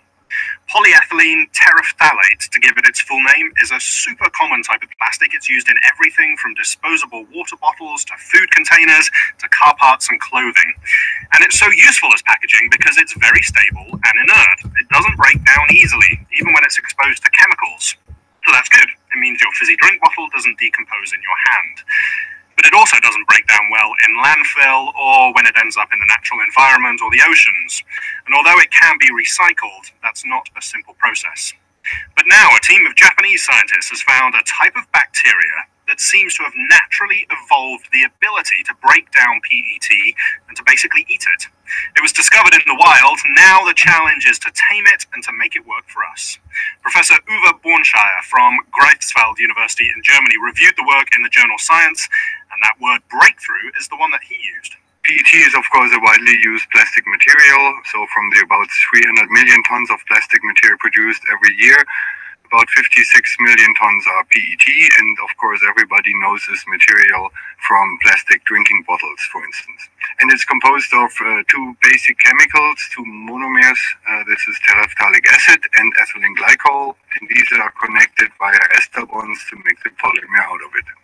And typically, how easy is it to recycle or to dispose of in a decent way these types of plastics, these PETs? Yeah, recycling is of course difficult for most plastic materials simply because you have to break up the polymer again in order to recycle the monomers and get access to the starting building blocks of the polymer to make it again. So what is currently performed is that the fibers are recycled and that sometimes a fraction of the original PET will be recycled together with new material derived from petrol. What happens to the rest of it now, typically? Does it end up in landfills? I'm not sure how much ends up in landfills, and of course a certain fraction of the polymers is just burned. Oh, right, so it just ends up in the atmosphere somehow. Thermal treatment. Of course, this is a property that we want of our plastics. We want them to be durable and hard-wearing and not to break down easily. You don't want your water bottle to suddenly disintegrate in your kitchen cupboard or in your hand as you're using it, but ironically, that's also what makes them so long-lasting in the environment after we finish with them. Yeah, that's true. So we should have intelligent polymers where we can ensure that certain plastic material, like the window frame or so, of course, stays the same over decades. And at the same time, we would like to have polymers like drinking bottles, plastic bags, and so on, where at least we have a good chance that they are decomposed within a certain period of time. And that's why we're getting so excited about this new research that came from scientists in Japan, because they've actually found, as I understand it, a bacteria that's able to do that breaking down process for us. Is that right? Yeah, that's correct. And it's really an important discovery because so far only a few enzymes were known which can do a little bit of degradation on certain plastic materials. But the exciting story from the Japanese group is that they found a bacteria which not only finds a way to sit on the plastic and start chewing it up and getting access to the bonds and breaking them up and having two unique enzymes for the conversion into the monomers. It even has a metabolic pathway to decompose the terephthalic acid and use it as a carbon source. So it can really survive and eat on the plastic, so to speak. And this seems to be a surprising discovery that something in the natural world is able to basically exist on, to feed on plastics which have only been invented for a relatively short period of time. The ability to do this sounds incredible. Yes, that's also true, and that's also very important scientific. I understand how evolution took place in this specific example. PET is around since 1940s, so roughly 70 years. And what the authors also could show is that the two key enzymes are upregulated in the presence of PET. That means they must have been evolved specifically for the degradation of this plastic material. That means in turn evolution had about 70 years of time to change certain natural ancestor enzymes into those which are highly active on the PET. You've had a chance to review this work. Can you describe to us exactly what the scientists did in order to make this discovery? Yeah, the scientists went to a PET recycling site and looked out for microorganisms which sit on the plastic and probably can degrade them. Of course, the chance is very little to find microorganisms like that, not been described before. They started with 250 microbial samples, and then at the end they figured out there is one consortia of various microorganisms which actually could degrade the PET, and subsequent experiments have shown that it's not the consortia of various microorganisms, it's a single bacteria, the Sakaiensis strain, which they now describe in detail in their science paper. Is it correct to say that the bacteria feed off the plastic? They're obviously getting something out of this. Yeah, I think it's correctly to say, although it sounds a little bit sloppy that we say they are feeding on plastic. But according to the paper by the Japanese group, they used in one experiment a PET film, no other nutrition, no carbon source for the microorganism, and then they could really see that the microorganism attaches to the film, that he secretes one enzyme, that the PET film gets thinner and thinner, and that eventually the microorganism is growing. So this is the only carbon source available, and then they could show, yes, indeed, it's feeding on plastic. It would be much more interesting to avoid that the bacteria is eating up the complete polymer. It would be much better to stop at the level where the terephthalic acid is produced, isolate the terephthalic acid, and then use this as a monomer again to make new polymer. Oh, so break this process halfway through where we're back to the original building blocks and then recombine them to make new plastics? Yes, because this would save us petrol as a starting material to make terephthalic acid. Very simple. It does sound incredible. How significant a discovery do you think this is? I think it's very significant from a scientific, basic research point of view, of course, that this type of bacteria could evolve and exist in our nature. But also from a practical point of view, it might help us to understand the underlying principles. So people can now take the genes encoding these enzymes, transfer them to another strain which grows better and maybe can make more of these enzymes. And then they might be able to develop a process to degrade PET much faster and also to stop it at the level where the terephthalic acid is released. Professor Uwe Bornscheier there. And if you want to see just how ubiquitous PET is, have a look at any of the plastic around you right now and try and find that recycling symbol. It's the little triangle made up of arrows if it has a 1 in the middle of ET. Next on Science Action from the BBC, we're taking you to the world's coldest capital city. Now, fast-growing cities famously often suffer from extreme air pollution. Think of Beijing or New Delhi, and then add Ulaanbaatar, Mongolia, to that list. The culprit is often larger numbers of cars and trucks and developing industries. But Ulaanbaatar faces a special challenge because the winters are exceptionally cold and many people live in traditional homes heated with coal fires. Dr. Provdoj Olkanud from the Mongolian National University of Medical Science is working to gather data on air quality in Ulaanbaatar and recently presented that work in an effort to improve the public health situation because pollution can cause serious illnesses in children, the elderly, and also pregnant women. More than half of the population in the Ulaanbaatar city still living in a traditional dwelling. We call it ger. It's like a yurt, like the dwelling. And the people use coal for heating purposes in the winter. So you can imagine more than 200,000 households, the burning about 3 tons of coal each household, the burning it throughout the winter, that makes it a very terrible air pollution in the city. Yeah, and of course they're trying to do this to stay warm. As you say, it gets very cold there, down to -40. I think actually it has the dubious distinction of being the coldest capital city in the world. So what is it about those cold temperatures? Is it just the fact that more fuel is being used, or is there something that actually changes the way that the air is distributed or cleaned out that makes this problem particularly bad? So it's a combination of both. Particularly the cold weather is causing everyone to burn more coal to have the heating, and also geographically, Ulaanbaatar city is surrounded by 4 big mountains that makes the airflow very limited, and the combination of the geographical and the social economic status that makes the air pollution the worse.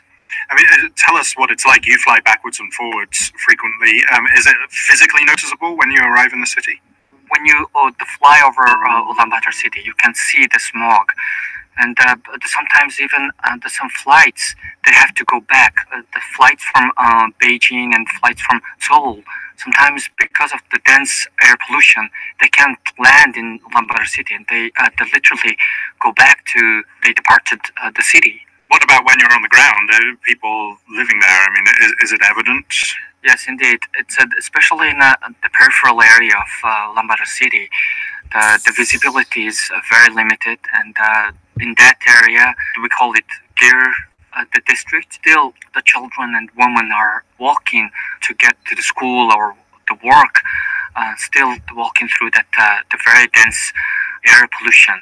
I know you're doing some work with sensors, in particular with low-cost sensors, to try to monitor this air quality. Tell us a little bit about how that actually works. Are you able to get a wide enough network of sensors out there in this relatively poor environment to actually get some useful data? Throughout Ulaanbaatar, we have several stations with the low-cost sensors, and that way we can have a higher resolution of the air pollution, air quality levels, and also we can cross-check the different the stations, the government operated and other air quality monitoring stations. So it's been very useful, and also we share the data with the public through online, so people can check where they are living and the air quality in the area. I mean, there are maximum levels of pollution recommended, I suppose, by the World Health Organization. What would it take for a city like this to achieve those sort of targets? Unless we stop using the coal burning, we're not going to achieve the WHO recommended level. Stop burning coal altogether, though? I mean, is that what it would take? Yes, indeed. So it will be very ambitious and very radical. Yeah, I mean, is it even realistic if this is people's source of heating? Even though it's a very ambitious and very difficult target, but we have to do it in order to reduce the adverse health effect due to the air pollution. Dr. Pravdoj Olkanut from the Mongolian National University of Medical Science. Okay, BBC Science Team time now, and this week our reporters are out and about and have filed updates for us. In a minute, we'll go to the French HQ of the company building the next Mars exploration satellite and lander, due to blast off any day now. But first up is Julian Siddle. He's in Africa, looking at future developments of science there. Julian.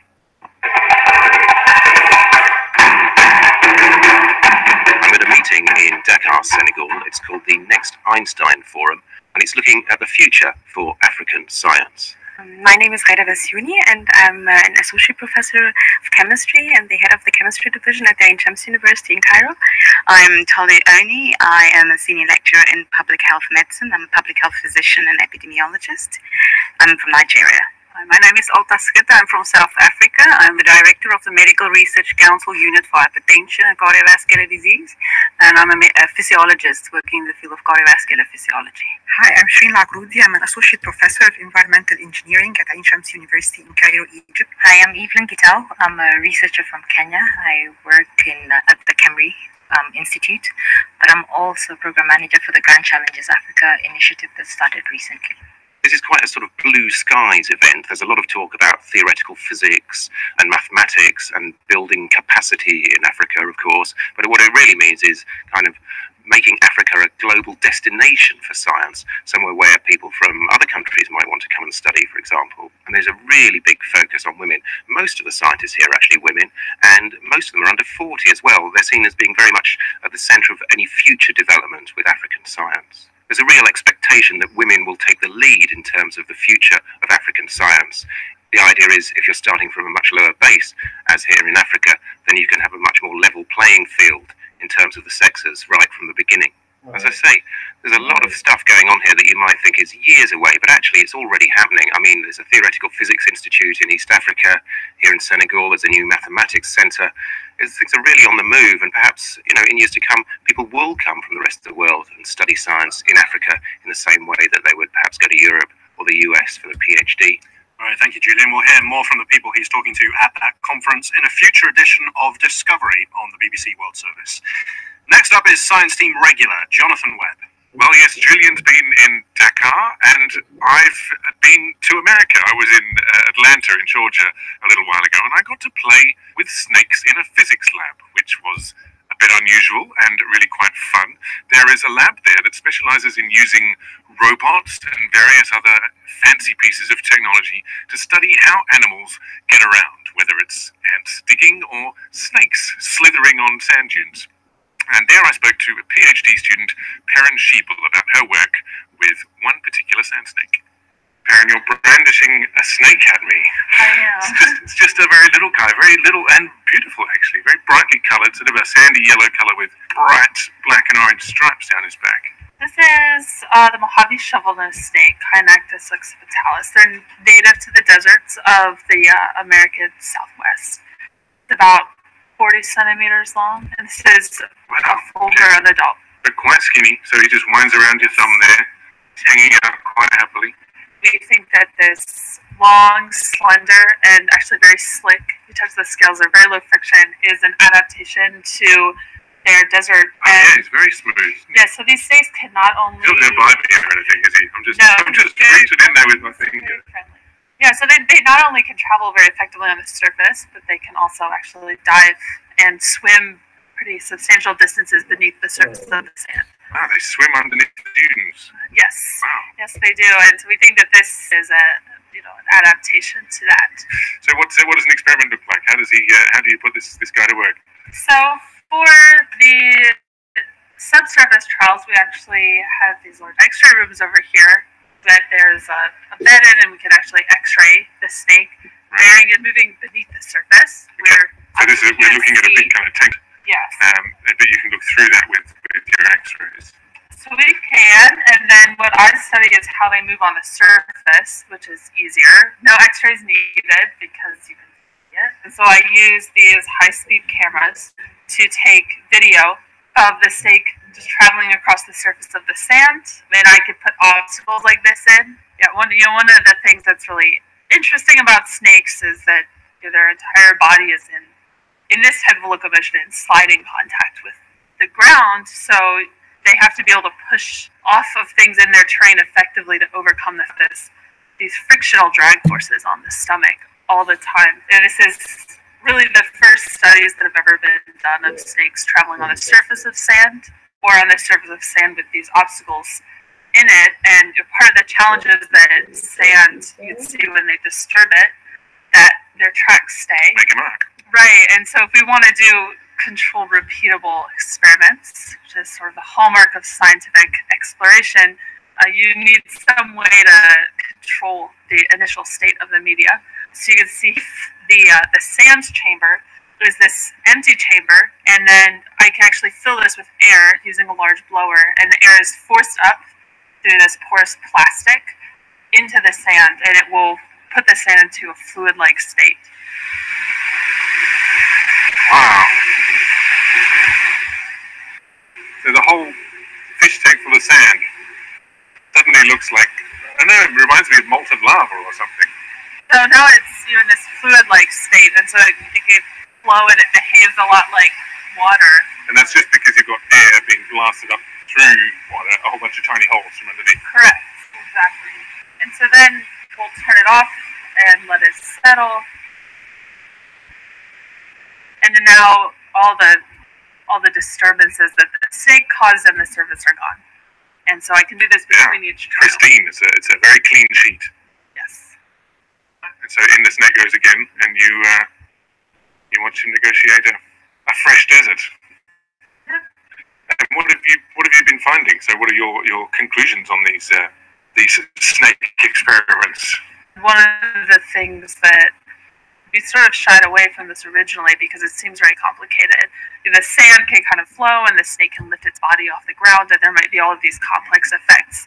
Right. That the physics of the sand at the surface would just be prohibitively complicated. But those complex effects may not actually be important to the snake.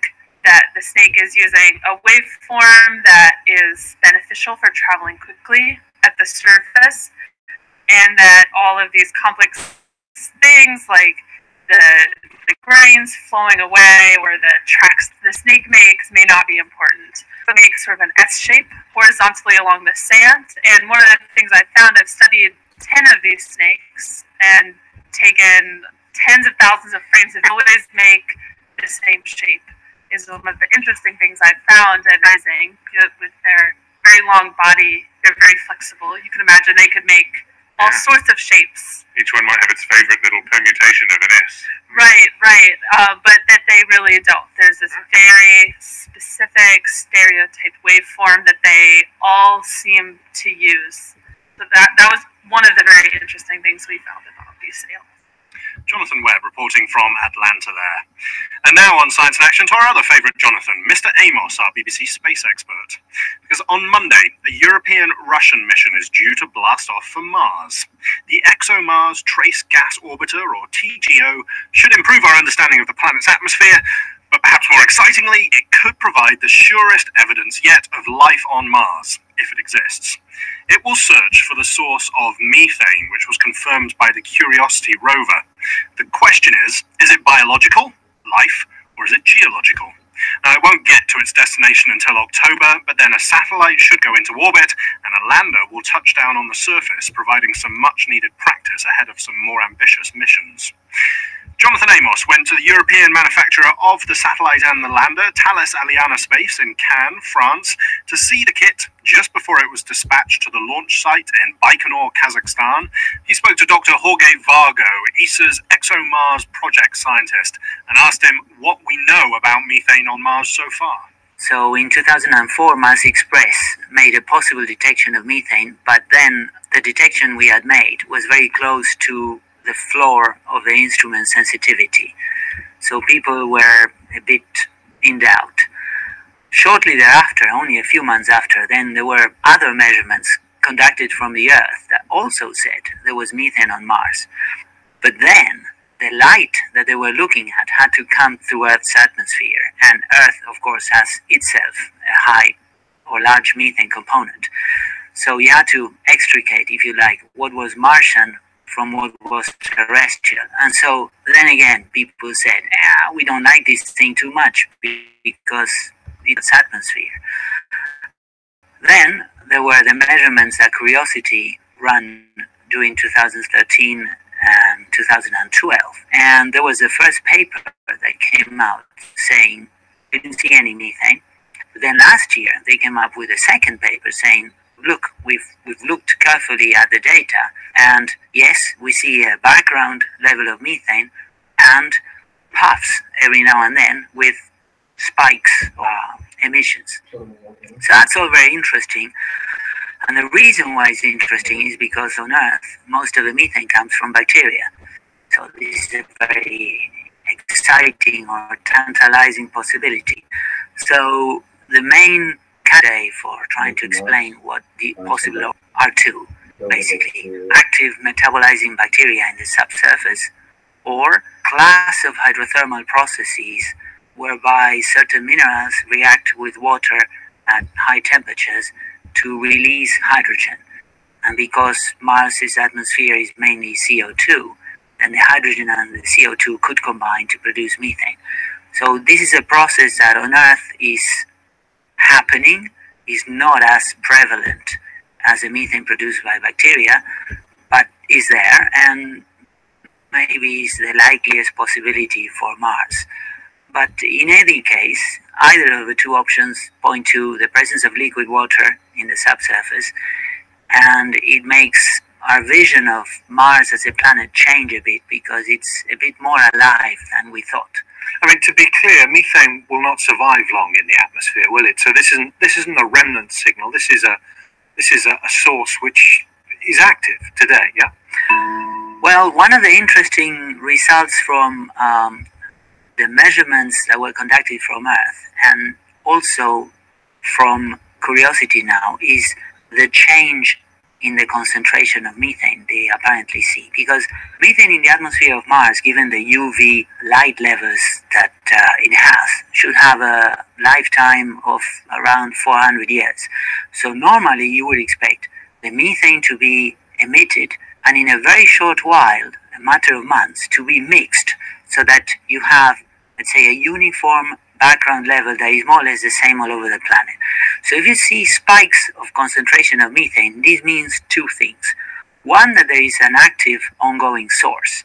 And if the emissions of methane or the presence of methane is seasonal, that means also that the distraction method is acting much faster than what the models would have predicted. So both things, the emission and the distraction, different mechanisms from what normal modeling would predict. Dr. Jorge Vargo, the European Space Agency's ExoMars project scientist, talking to our Jonathan Amos. The launch is set for Monday the 14th of March. We'll keep you up to date, though, at bbcnews.com. Also on Monday, there's the second part of Discovery on the World Service. It's a series looking at new techniques for gene editing, this time how they could be used to tame the wild world, controlling mosquitoes and weeds, for example. But could there be unforeseen consequences? That's it for Science in Action this week, which was produced by Anya Liktorovich. There's more from us at bbcworldservice.com. This is the BBC World Service, the home of international debate. I'm Jonathan Dimbleby, and I'm in the Latvian capital Riga for World Questions. I'll be inviting members of the public here and around the world to put questions to a panel of leading politicians. What's the impact of migration on life in Latvia, and how does the country balance its independence with its place in the European Union? World Questions, Sunday at 14 GMT. This is the BBC World Service, bringing news from around the world to a global audience. Let's join our North America correspondent, David Willis, who is... Mark Lowen is in Turkey on the border. That's BBC's Randy Jazar reporting from Yaoundé. Laura Trevelyan, live. Our correspondent in Sydney, John Donison, joined online, on mobile and on air. This is the BBC World Service, the world's radio station.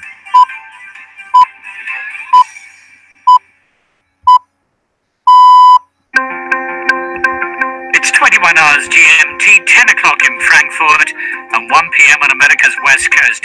Welcome to News Hour from the BBC World Service. I'm Julian Marshall. Today, the European Central Bank tries to kickstart the faltering Eurozone economy, but will the new measures stimulate growth? We speak to a former US central banker. Draghi took a shock and awe approach. He wanted to make sure that when he was doing something, that he was going to do it big. The epidemic of kidnapping in Mexico, once it was only the rich, now anyone could be abducted. We have a rare interview with a kidnapper. Kidnapping someone in Mexico is very easy, and it's a faster way of getting cash than drugs. You can earn anything up to $2 million. It's like being a rock star. And it's heads up for Maria Sharapova. Despite failing a drugs test, one sponsor's backing her. That's after the news.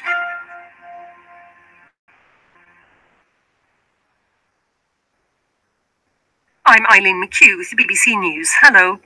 European stock markets have new steps announced by the European Central Bank to stimulate the economy. ECB cut interest rates and announced plans to expand its programme known as quantitative easing. Andrew Walker reports. The initial reaction in the markets to the ECB's new measures was favoured further in increasing its purchases of financial assets than expected, and it cut all its three main interest rates, not just one as many anticipated. The aim is to get inflation, currently below zero, back towards the bank's target of below but close to 2%. But investors seem to have been disappointed by suggestions from the ECB President Mario Draghi that interest rates are unlikely. Doctors in Britain say they've tested 2 drugs that can dramatically shrink and eliminate some breast cancers in just 11 days. The drugs, lapatinib and Herceptin, both target a protein called HER2. The combination therapy was trialled on more than 250 women with HER2 positive tumours. The doctors say if their surprise findings are backed up in larger trials, it could mean some women no longer need grueling chemotherapy.